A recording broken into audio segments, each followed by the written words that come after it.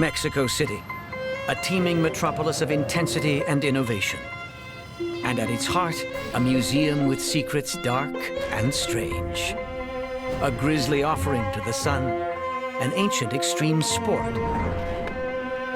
the prophecy of a crystal skull, and a descent into a watery cave of souls. Secrets hidden in plain sight inside Mexico's National Museum of Anthropology.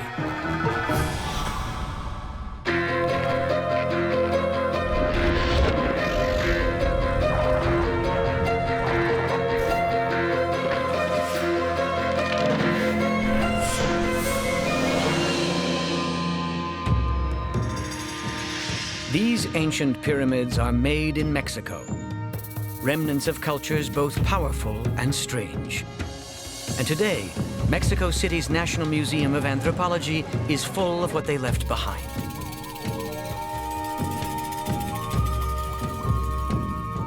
A brooding monument of the Olmecs, America's first great civilization. The relics of the Mayans, a people of science and mystery. And here, in the museum's most popular gallery, are the treasures of the Aztec Empire that dominated Mexico in the 15th century. Most smaller nations submitted to the will of the Aztecs, but not all. For historian John Pohl, this stone tells the tale of one man who refused to bow. One of the most famous accounts that was written down both by the Spaniards and by the Aztec people themselves after the conquest was the use of this stone in a very, very famous combat against an enemy warlord whose name was Tlahuicol. Tlahuicol was a warrior from the state of Tlaxcala. Known for cunning and ferocity, Tlahuicol led an attack on Aztec imperial forces.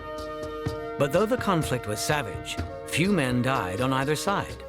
We have to remember that warfare to the Aztecs is very different from the way Europeans would have conceptualized it.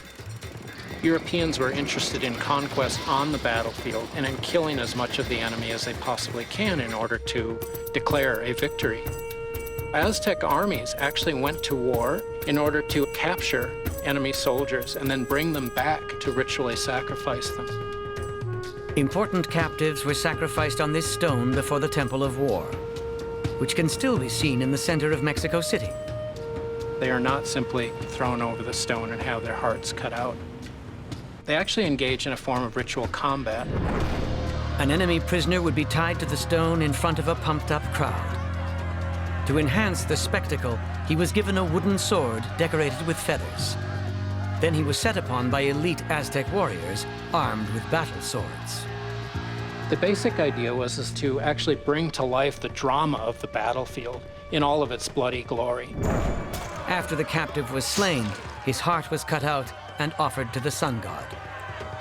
And Tlahuicol was captured in a great battle and forced to perform in one of these gladiatorial combats. But when Tlahuicol was tied to the stone, something amazing happened.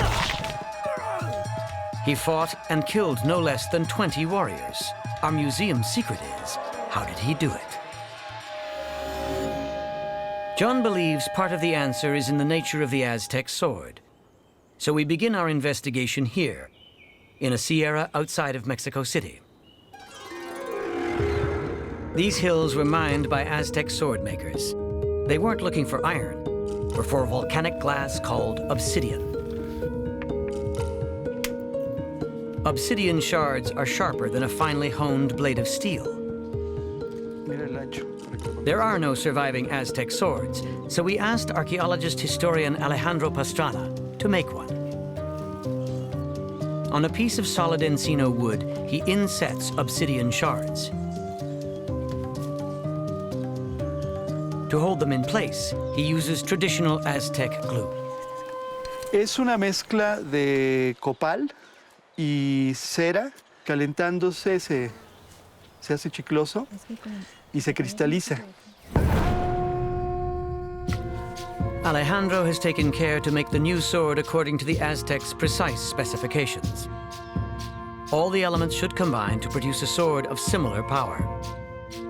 Una fuente dice que casi de uno o dos tajos casi desprenden la cabeza de un caballo. Up against such a weapon, it's hard to imagine how Tlahuicol could have defended himself with his sword of feathers. But John wants to see for himself how effectively the obsidian sword cuts through flesh. To stand in for Tlahuicol, he's purchased some meat from a local butcher. The idea is that this would be the first cut. The jaguar warrior approaches Tlahuicol and lets him have it. Is there a particular place that he would hit first? El entrenamiento va a el brazo. Al brazo, sí. Y tú pierdes tu escudo o Sí. tu macuagüi. Ah, sí. ¿Listo? Listo.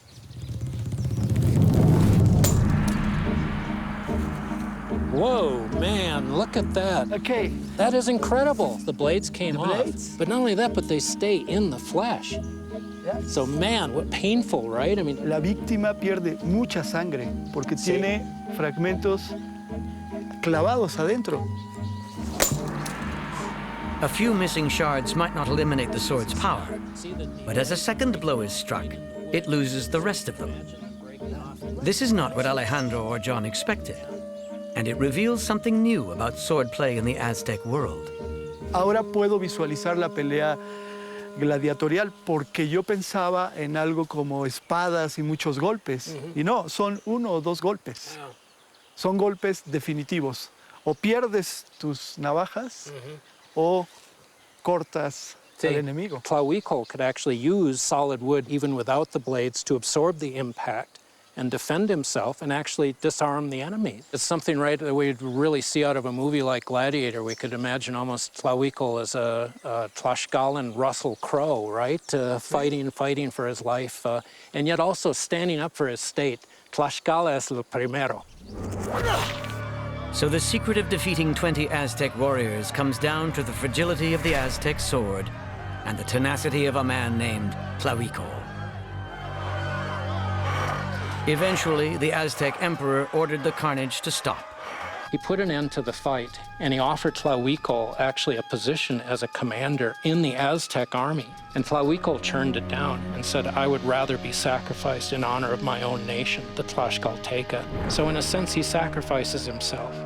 And in fact, to die in a gladiatorial combat was to be guaranteed that your soul would go to the house of the sun to live there for eternity. He died unbowed on this stone.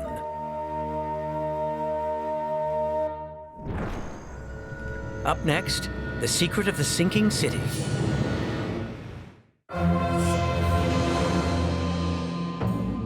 Inside Mexico's National Museum of Anthropology, there's no shortage of stone. Because stone lasts. Wood tends to rot. And that's why this ancient canoe is rare. It's one of the largest Aztec wooden artifacts ever discovered. But there's a mystery about where it was found. It wasn't discovered near a body of water, but here in the heart of Mexico City, a city that is 2,000 meters above sea level. In 1956, contractors digging the foundation for a new expressway unearthed the ancient canoe, perfectly preserved underground. To historian John Paul, this makes perfect sense. We're overlooking the center of Mexico City, which today is one of the largest, if not the largest cities in the world. But all of this that we're looking at is actually built on top of a more ancient Aztec capital called Tenochtitlan. And much of what we're seeing actually was built on top of a lake.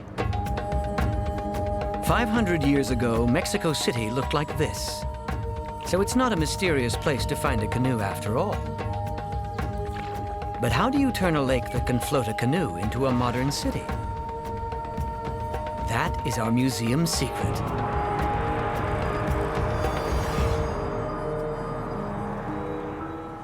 A tiny part of the original lake still exists, preserved as a World Heritage Site.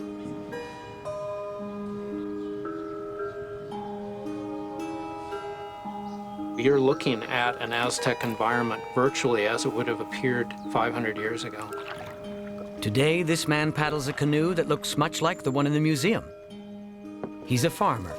As part of a farming cooperative, he harvests crops from the water and grows corn on one of several small islands. These islands are called chinampas. To create a chinampa, the farmers first stake out an area in the lake, the size of a football field. Then they dredge up the mud from the base of the lake, it's quite shallow here, and to start to create this artificial island. And the Aztecs didn't stop there.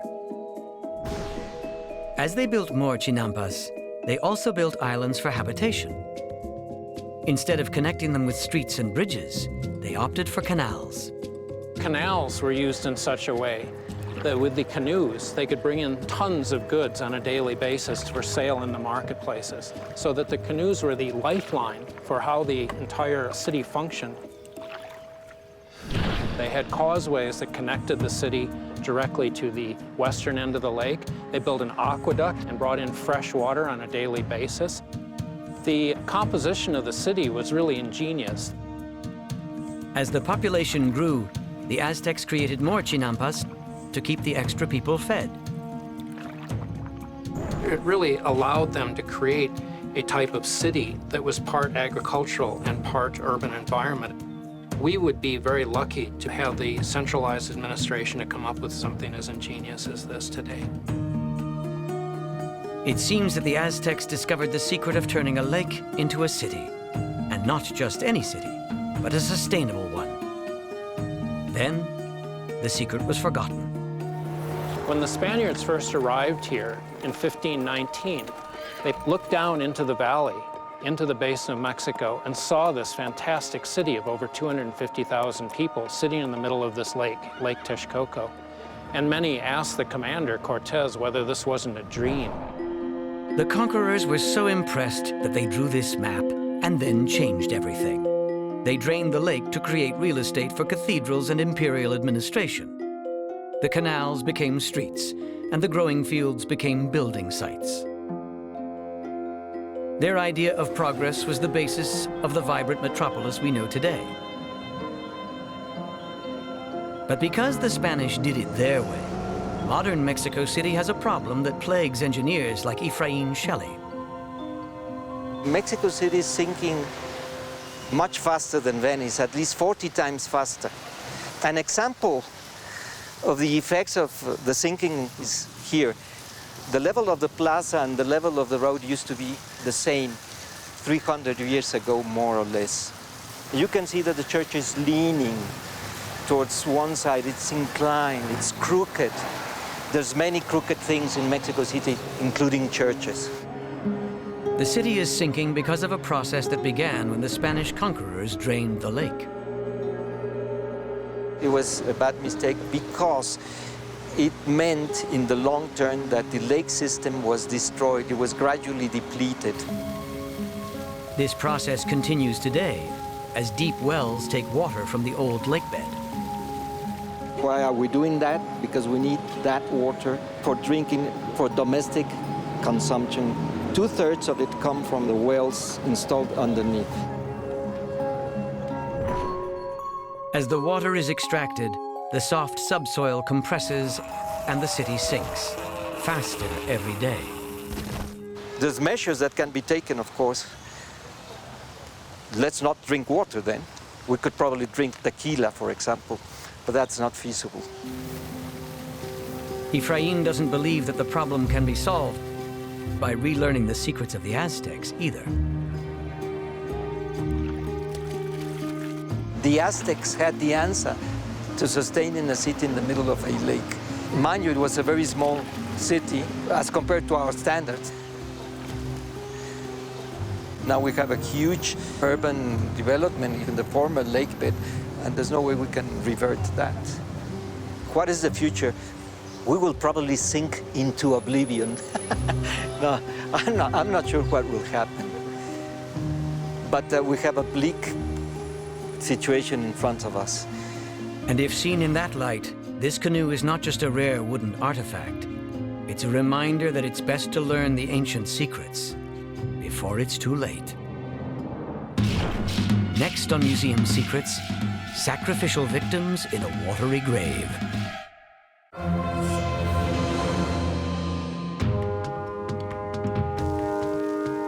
In Inside Mexico's National Museum of Anthropology, the first thing you see is this. It's not an historic monument, but a modern one. The cascade of water forms a bridge between ancient Mexicans and ourselves, because the need for water is something all humans share. We only stop needing water when we're dead. While the museum displays a few of the bones of the ancient dead, there are thousands more in a vast storage area beneath the public galleries. Many were collected by early explorers who didn't document their findings as a modern archaeologist would. Today, archaeologist Guillermo de Anda only knows what the bones can tell him. We have found all these cut marks that are indicative of a process of ritual violence. There were flaying, decapitation, disarticulation of limbs. We know that this was not accidents. There's a lot of traits on the bones that indicate that it was a cult. They might have been sacrifices.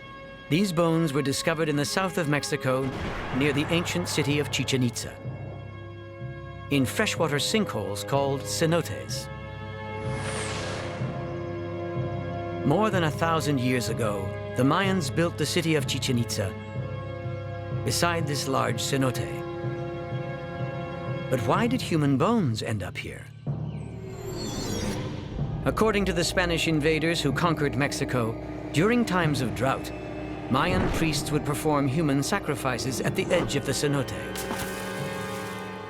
The Spaniards leave the impression that a cenote was simply a place the Mayans tossed bodies as ritual offerings to Choc, the god of rain. Guillermo believes there is much more to the cenote and the bones that were found within. But all he has are skulls in a box, with no archaeological context.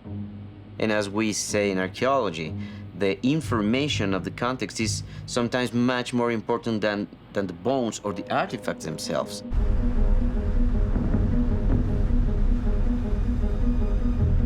To discover the cenote's secret, Guillermo is going to dive into one that he believes has never been explored before. He hopes no amateur bone collectors got here first. Los sedimentos que quedan muy abiertos, exacto.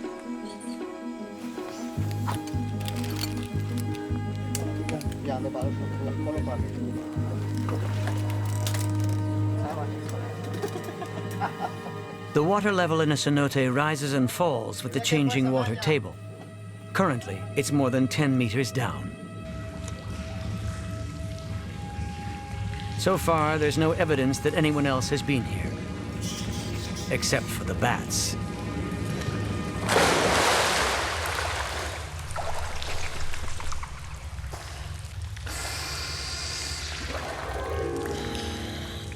Beneath the surface, the underwater world is pitch black. But in the light of a torch, Guillermo spots what he's looking for. One of the skulls has what it looks like blunt force trauma. It's a strong indicator that there's ritual violence and probably some human sacrifice. Guillermo expected that, but he also finds human remains that show no signs of violence. That's a little puzzling. And now that he sees the bones in their original context, he notices something else.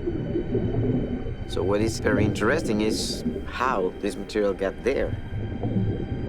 The disposition that indicates they were probably placed by the ancient Maya. If bodies had been tossed into this cenote, their bones would now be scattered on the bottom. But since they were placed, then someone must have come down here to place them. How could an ancient Mayan do this without diving gear? Again, context provides a clue. The water level was much lower than what it is now. We believe that the ancient Maya might have been able to go down just the way we did on ropes and use a canoe in order to get to specific places around the cenote. This is the secret of the cenote. It was a place where the Mayans respectfully laid their dead to rest. Those who had died by sacrifice, alongside those who died from natural causes. They believed that the cenotes were spiritual places, places where the soul of the dead might go. By descending here, Guillermo has not only seen the context, he has felt it too. When you go down in this cenote, you can really feel how the ancient Maya might have feel as well. The silence, the humidity, the beauty, the darkness play an important role on the decision of going there and place offerings. They believe that the cenotes were places where the soul of the dead might go. For us, water is only necessary while we're alive. But for the Mayans, water was the sacred element that would transport them to the hereafter. Next on Museum Secrets, an ancient sport that's played for keeps.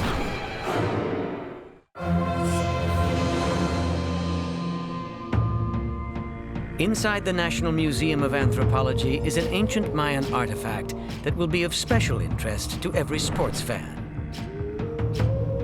It shows one of ancient Mexico's most important inventions, the rubber ball. Today, the rubber ball is at the center of the world's favorite game.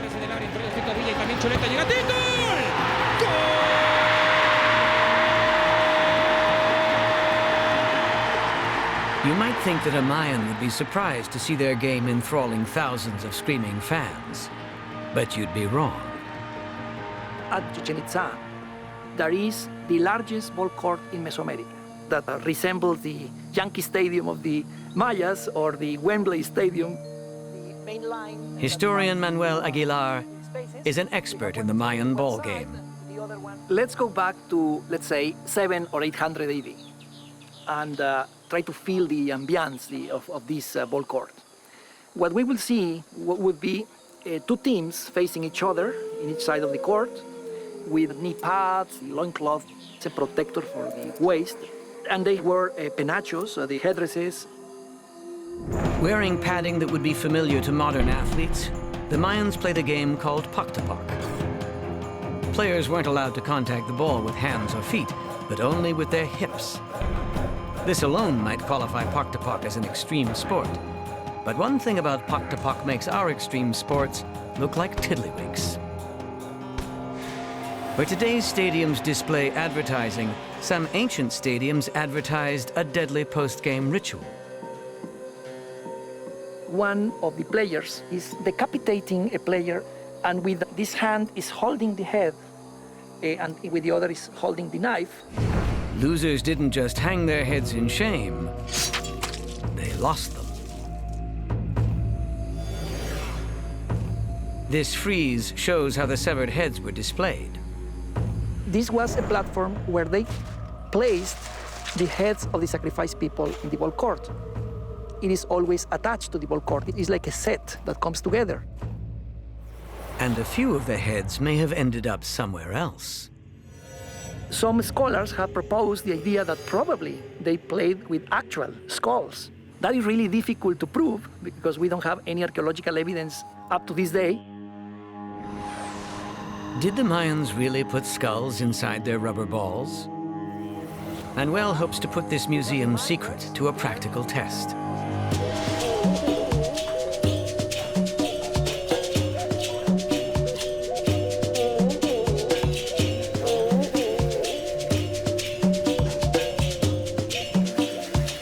Fortunately, there are some modern Mexicans with a passion for the ancient game. Historians don't know exactly how poctapoc was played, but these men base their rules on the available research. Their rubber ball has no skull inside, but Manuel plans to change that.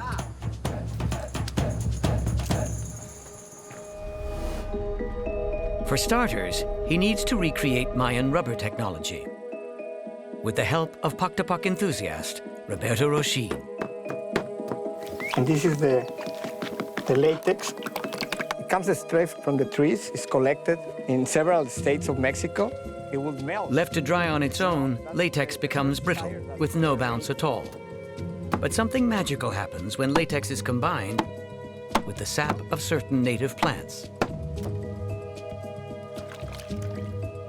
The sap contains exactly what latex needs to become bouncy: sulfur. And those juices are the ones who are going to transfer the sulfur into the mix with the latex. The ancient process turns liquid latex into strips of spongy rubber. And this is where the skull comes in. We can see that we are covering the first layer, forming the core with the skull. We need to cover completely the skull, and then later on we need to add more regular layers. By the way, this isn't a real human skull. It would be ghoulish to use a real one, because for us, Puck is just a game. But to the Mayans, it was much more.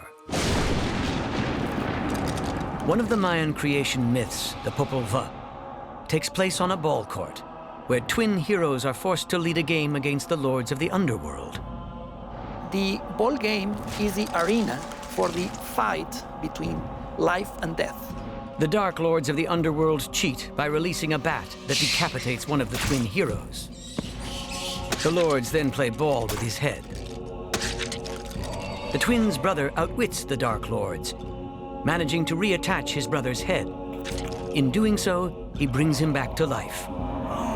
To the Maya, this creation of life out of death brings about the beginning of human existence.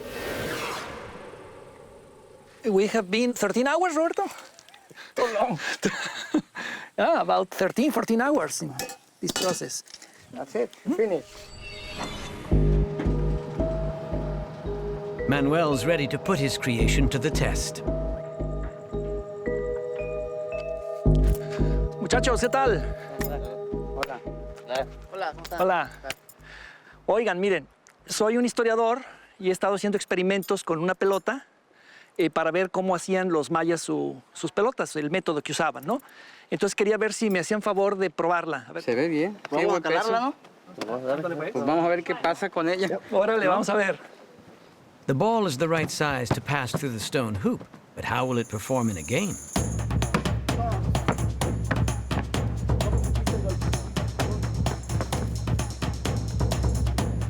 Raro, ¿no? A ver. No. ¿Cómo sentiste el golpe? No, pues se siente que estás muy dura. El golpe te duele, ¿no? Ajá. No es igual como la que nosotros jugamos. La pelota, por el bofo, que tiene que estar bofa, por eso no tiene el golpeo que debe de tener, ¿no? Se ve no bota igual que esta. Está muerta la pelota. Sí, está totalmente. Toda la parte de adentro igual es sólida igual que esta. Bueno, les quiero decir cuál es el secreto de esa pelota, porque quisimos hacer lo del Popol Vuh. Ya ves que le cortaron la cabeza a Hunahpu, al cazador. Pusimos un cráneo adentro, aquí en el centro, y le hicimos las capas igual, con la mezcla de látex y machacuana, como una pelota normal. Por eso notaron ustedes que está bofa, porque está la calavera y no se pegó el látex a la calavera perfectamente. From our point of view as scientists, we can say that even though the possibility to play with the skull is there, because they could have used that only for certain celebrations or certain rituals to make a memory of the story of the Popol Vuh, but in practical cases, it would be very difficult that they would use a ball with a skull. Manuel might be disappointed with the result, but that doesn't mean that this ancient carving has no meaning. Perhaps the carver was a sports fan who was trying to offer some friendly advice. If you want to win on any playing field, you have to keep your head in the game. Next on Museum Secrets, the dress that changed history and the enigmatic woman who wore it.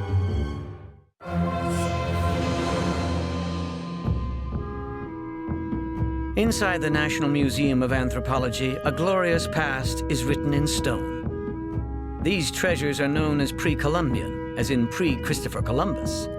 But really they should be called pre-Cortez. In history books and popular movies, Cortez and his small army get the credit and the blame for the Spanish conquest that defeated the Aztecs and brought a new boss, a new god, and a European strain of smallpox that killed 1 out of every 2 Mexicans. But in the museum's library, museum director Diana Magaloni reveals historic drawings that suggest that Cortez did not act alone. There is a woman at his side. This is a very early depiction of Malinche. And what is amazing of this depiction of the conquest is that she appears in almost every single frame of the story. Who is Malinche? And what is Cortés doing with her? She isn't Spanish, because the dress she wears in these drawings is like this one in the textile gallery, the native costume of a different culture. It is called a huipil. Huipil is a Nahuatl word. The Nahuatl was the language spoken in central Mexico before the arrival of the Europeans. And it's the typical dress of a noble woman. Born in a land south of the Aztec Empire, Malinche was a princess who had the misfortune to be captured by local slavers. When the Spanish landed, she was among several women who were given as a tribute to Cortés. And she was immediately noticed by him because she spoke Maya and spoke Nahuatl, the two main languages in this early Mexico, and then quickly learned Spanish. So she was the translator for Hernán Cortés. Malinche soon became much more than that. We could compare her a little bit to what Pocahontas is for the North Americans. In a way, she finds new self in the other through a different relationship, through love and through teaching her culture to the enemy. Until carbon dating placed this huipil in a later century, historians believed it belonged to Malinche because the pattern expresses her cross-cultural relationship. The huipil has a double-headed eagle in its chest. And the king of Spain at that time was a Habsburg, and the symbol for Habsburgs was a double-headed eagle. So it would be Malinche becoming like sort of the indigenous princess of the Habsburgs. Historians now believe Malinche's real dress was simpler, without the trappings of Spanish imperial power. But her dress did have the power to change history. To discover why, we have to travel to Cholula in central Mexico. Today, it's a minor center of trade and tourism.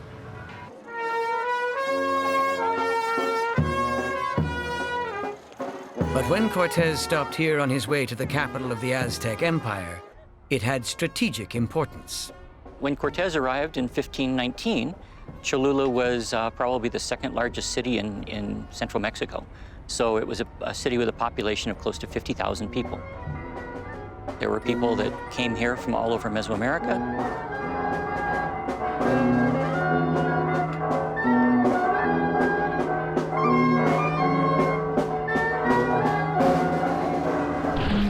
Because of the city's diverse population, Cortés was counting on the people of Cholula to ally with him against the Aztec Empire.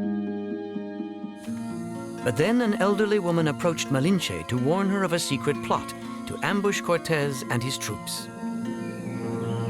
The story is that they're going to be ambushed and attacked, perhaps by an army of 50,000 Aztecs hiding outside of town. In what would become Malinche's defining moment, she chose to reveal the plot to Cortés. He was furious that the locals had failed to warn him. So it's right here in the square, in front of the Pyramid of the Feathered Serpent, that Cortés gathered all the nobles and many of the townspeople, sealed off the exits, and commenced the Cholula massacre. This was Cortés's defining moment. From this point on, there would be less talk and much more blood and steel. Before the sun set, several thousand lay dead, men, women, and even children. So this is the plaza where Cortés initiated the Spanish conquest. In Cholula today, murals still commemorate the murderous rampage.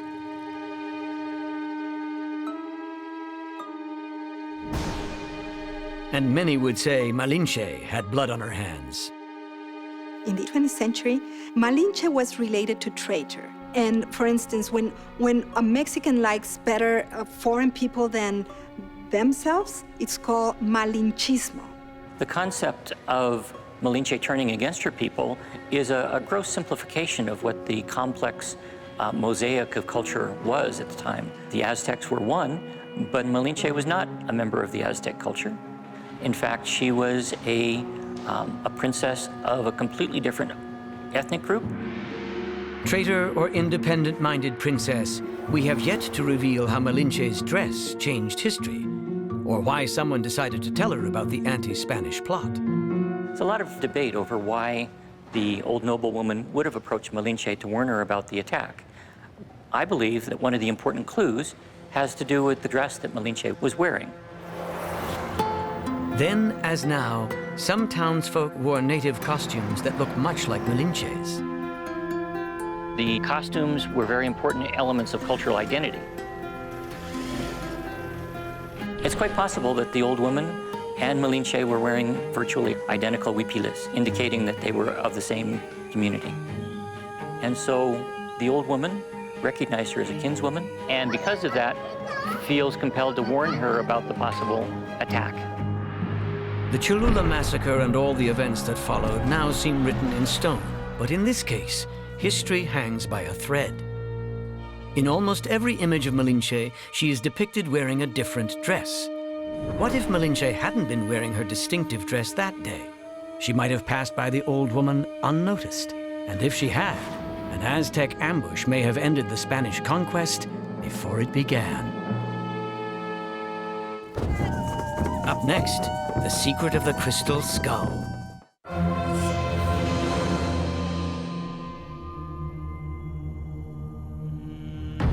For our final museum secret, we loose the bonds of reason to enter a mesmerizing supernatural universe.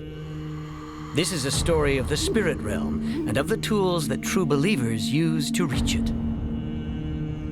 En el México prehispánico existieron una gran cantidad de objetos que fueron manufacturados especialmente como objetos para ser utilizados en ceremonias religiosas. En este renglón están precisamente una variedad de cuarzos, en especial muy fina, a la que ahora llamamos cristal de roca. To discover what special qualities crystal has, we start with geologist Juan Carlos Cruz. Desde el punto de vista científico, que un cristal tuvo que haber pasado un proceso donde fue a través de energía. Muchas condiciones termodinámicas, condiciones en ambientes geológicos, muy específicas para haberse formado. Desde ahí son muy especiales. Juan can see why ancient shamans might find crystal fascinating. Si vemos las caras como si estuvieran talladas, como si estuvieran pulidas, ellos lo asumen como la oportunidad de ser un portal o una puerta. O sea, es algo que les va a permitir ir tal vez a otra dimensión. And if crystals have supernatural power, perhaps a crystal skull has even more. This sparkling artifact of uncertain age is small enough to be jewelry, but Martha Carmona thinks it isn't. No le podríamos llamar adorno. Es un emblema, es una insignia. Si yo traigo esa calavera es porque tengo el nivel social. Does the crystal skull have a mystical power? That is our museum's secret. In the 19th century, European clairvoyants divined that there existed several large and important crystal skulls in Mesoamerica, a belief shared by modern spiritualists like Star Moser. Several times a year, Star travels to Mexico to take part in rituals centered around crystal skulls. She believes that crystal skulls are a kind of ancient information technology. Crystal skulls are receivers, they are libraries, they store, and they also amplify, and they transmit. This may sound far-fetched, but in more familiar information technology, crystals do play a part. Electronic devices rely on oscillating quartz crystals to stay synchronized with the network. Of course, these crystals aren't skull-shaped, but for mystical communication, the shape is key. My Mayan teachers have said that when we take a crystal and carve it into the template of a crystal skull, that it then is able to release the energy or the information that's stored inside of it. Star believes all crystal skulls have this power, including the one in the museum. The skull in the Museum of Anthropology holds a lot of knowledge. Martha Carmona agrees that the skull shape is significant. La cabeza es sumamente importante. Es un eje además. El cuerpo es un eje cósmico que absorbe y que irradia energía. But she doesn't think that ancient shamans used crystal skulls to look into the past. En el México prehispánico, la calavera de cristal es solamente una representación más del dios de la muerte. Martha believes that all skulls had the same significance for the ancients, and to understand it, we should look at skulls like this. The paper skulls you see everywhere in Mexico on the Day of the Dead, a celebration rooted in Aztec culture that is still wildly popular today. La calavera en el México nuestro es un elemento que nos es bastante familiar. Hay un profundo respeto por el Señor de la Muerte. En México, el hecho de tratar a la muerte con ese respeto, pero también con esa cercanía, nos viene de la época prehispánica, donde la muerte solamente es un estadio. Hay una idea de que la vida no termina, sino que es un ciclo.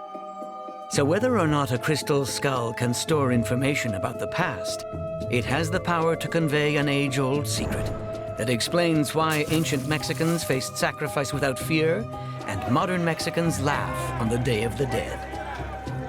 Since we must all face death someday, we might as well embrace it. In this museum of extraordinary cultures, for every secret we reveal, far more remain unspoken. Secrets waiting to be discovered in a watery cave, under a sinking city, or hidden in plain sight inside Mexico's National Museum of Anthropology.